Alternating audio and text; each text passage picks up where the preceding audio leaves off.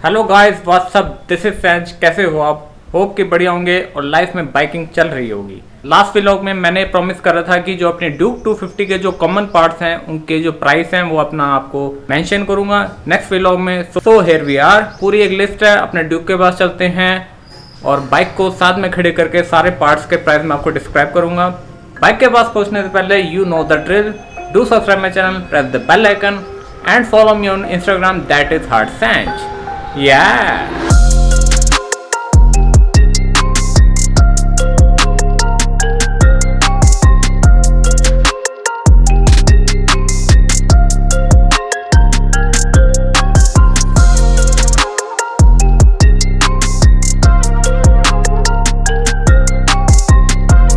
So as you know, this is KTM Duke 250 2022. So start करते हैं आज का vlog without any click bait करते हुए। That is price of the KTM Duke 250 parts, basic parts जो आपको भाई अगर ज़्यादातर भाई जो चीज़ें ख़राब हो जाती हैं या टूट जाती हैं तो उसको रिप्लेस करने के जो प्राइस है वो मैं आपको इस व्लॉग में बताऊंगा। और ये जो पार्ट्स के प्राइस हैं ऑब्वियस है, बहुत सारे जो पार्ट्स होते हैं वो Duke 390 में भी यूज़ होते हैं, 200 में भी यूज़ होते हैं और 125 में भी यूज़ होते हैं। सो आप यही मान के चलें कि जितनी भी ड्यूक सीरीज़ है अपने KTM की, उसमें ये जो पार्ट्स के प्राइस हैं वो सेम ही रहेंगे।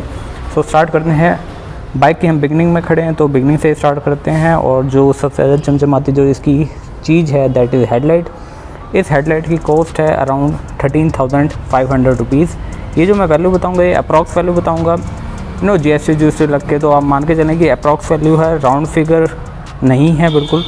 So make sure with that. So this headlight cost around 13,500 rupees. फिर ऊपर आगे चलते हैं। हैंड गार्ड का मैंने एज एक्सेसरीज हैं बट इनकी जो कॉस्ट है 1600 रुपीज़। साइड व्यू मिरर हैं, इनकी जो कॉस्ट है दैट इज़ 400 रुपीज़।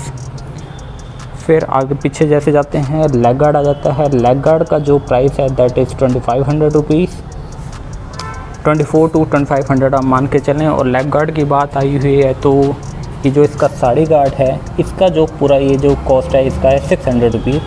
बहुत सारे जो राइडर्स हैं वो साड़ी गार्ड हटा देते हैं ड्यू टू भी ऐसा लगता है कि अच्छा नहीं लगता। वेल देखो, अगर ट्रैक की बात करी जाए, if you are taking this bike on the track या RC सीरीज़ में भी लगा हुआ आता है, सो अगर आप ट्रैक पे हैं तो मैं आप डेफिनेटली कहूँगा कि आप इसको हटाएँ। बट अगर आप लोकल हैं, लोकल राइड करते हैं, इवन लॉन्ग राइड भी करते हैं तो yes this thing really looks good. मैं बुरा ज़्यादा नहीं कहूँगा मैं। और कंपनी आपको एक चीज़ लगा के ही दे रही है तो डेफिनेटली उसको मत हटाएं। ये कहीं ना कहीं आपके बाइक को, आपके स्विंग आर्म को कहीं ना कहीं प्रोटेक्ट ही करेगा। इवन अगर आप लगेज लगाते हैं इस बाइक पे तो कहीं ना कहीं बंजी कॉर्ड या बहुत सारे रीजंस हैं इसके जो यूज़ होने में, सो प्लीज़ मत हटाएं। बट अगर आप ट्रैक पे लेके जा रहे हैं इस बाइक को तो यस डेफिनेटली हटाएं। सो आगे बढ़ते हैं और यहाँ से स्टार्ट करते हैं। That is clutch wire. Clutch wire एक कॉमन प्रॉब्लम है सभी बाइक्स में। आप किसी भी कंपनी की बाइक्स ले लें, एक कुछ सालों बाद उसकी जो क्लच वायर है वो टूट जाती है। तो इस क्लच वायर की जो प्राइस है that is 425 rupees. Then engine की बात करते हैं। यहाँ से विजिबल नहीं होगा जो इंजन का जो स्पार्क प्लग आता है उसका जो प्राइस है दैट इज़ 285 रुपीज़। वेल उस तरफ से भी शो नहीं होता।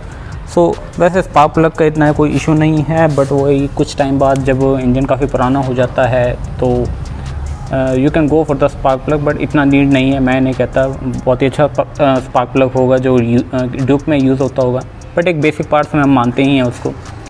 So talking about the fuel filter जो टैंक के नीचे ही कहीं ना कहीं यहीं कहीं होता है, तो उसकी जो प्राइस है that is 180 rupees.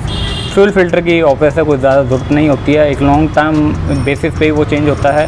But as we are talking about the basic parts so इसलिए मैं बता रहा हूँ आपको।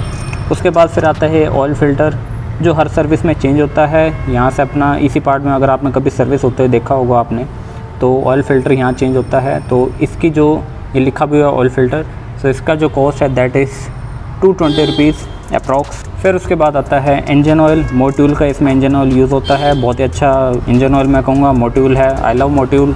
बट ये अगर आप मोट्यूल डलवा रहे हैं और इतने बढ़िया इंजन में तो वर्थ है, कोई प्रॉब्लम नहीं है। फिर उसके बाद आता है एयर फ़िल्टर जो सीट के नीचे होता है, जो एयर को फ़िल्टर करता है और इंजन में भेजता है। As we know engine needs a clean air, so उसकी जो प्राइस है दैट इज़ 425 रुपीज़।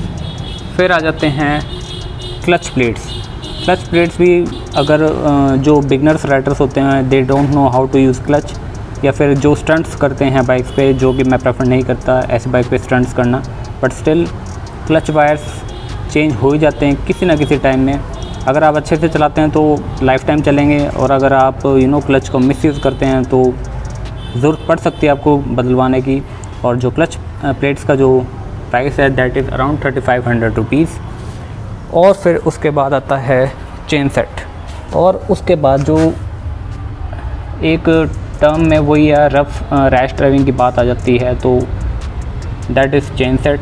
इसकी जो चेन सेट है, वैसे मैं एक छोटा सा डिस्क्लेमर डाल रहा हूँ कि बहुत सारे वो व्यूअर्स मेरे कहते हैं कि इसकी चेन में से आवाज़ आती है। एक्चुअली आवाज़ is a natural phenomenon, because इसकी जो चेन है वो काफ़ी हैवी है। आपने अगर देखा होगा पल्सर 180 जो है बजाज की, उसमें भी चेन हैवी दे रखी है, तो उसकी भी चेन आवाज़ करती है। As compare to the Yamaha RM5 उसमें चेन थोड़ी सी लाइट दे रखी है, तो वो बिल्कुल आवाज़ नहीं करती। अगर हैवी चेन है आपकी बाइक में तो आवाज़ करेगी। So please don't make a issue कि इसकी चेन आवाज़ करती है एंड ऑल दैट। ये एक नेचुरल है, भारी चीज़ है तो आवाज़ करेगी। और इसकी जो पूरी चेन सेट की जो प्राइस है that is 3500 rupees. Chain set बदलवाने की नौबत तब आती है जब हम इस पे चौड़ा टायर डलवा लेते हैं। तो चौड़ा टायर डलवाने से, हैवी टायर डलवाने से इसके चेन सेट पे काफ़ी फ़र्क पड़ता है। उसके जो टीथ होते हैं, जो दांत होते हैं वो घिस जाते हैं, खासकर आगे वाले छोटे वाले स्प्रॉकेट के। सो प्लीज़ ऐसा मत करवाएं, स्टॉक टायर्स रखें अपना। आप सेम साइज़ का कोई और टायर ज़रूर डलवाएं, कोई प्रॉब्लम नहीं है, बट चौड़ा ज़्यादा मत करवाएं अपना, बिकॉज़ ये R&D करके ही कंपनी ने इतना अच्छा टायर डाला ही हुआ है ऑलरेडी। तो मेरे को नहीं लगता कि इससे चौड़ा इस बाइक में नीड है, और ना ही अच्छा लगेगा, ना ही पतला अच्छा लगता, ना ही मोटा ज़्यादा अच्छा लगेगा। बट ये जो साइज़ है ये परफेक्ट है। और बाकी छोटा मोटा है, जैसे मिरर्स हैं, ठीक है, कहीं ना कहीं बाइक खड़े खड़े गिर जाती है, या लेग गार्ड है खड़े खड़े गिर जाते हैं, तो ये इनके जो प्राइस हैं इनके फिर भी जायज़ हैं। बट जो इंटरनल पार्ट्स हैं वो थोड़े कॉस्टली हैं, तो ऑब्वियस है। एट द लास्ट मैं कहूँगा कि ride safe. So this is all about the today's vlog related to the parts of the KTM Duke 250। And in the last मैं आपको यही बोलूँगा कि अपने बाइक को अच्छे से चलाएं, साफ़ सुथरा रखें, और रिस्पेक्ट योर राइड। अपना भी ध्यान रखें, अपनी बाइक का भी ध्यान रखें। Ride safe, ride hard, ride safe, ride hard, and live your life man, live your life. Yeah.